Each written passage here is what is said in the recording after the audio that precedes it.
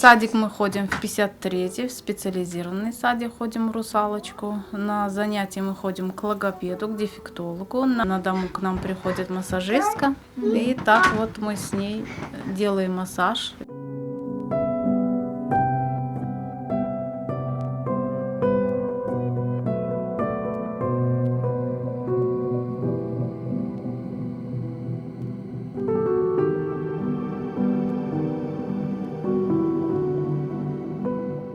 Один, два, три, четыре, три.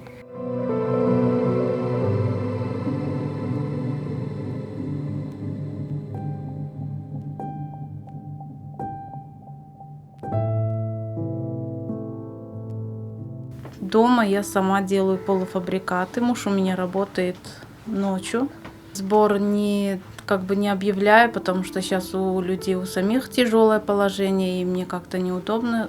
Я делала полуфабрикаты, а люди просто покупали.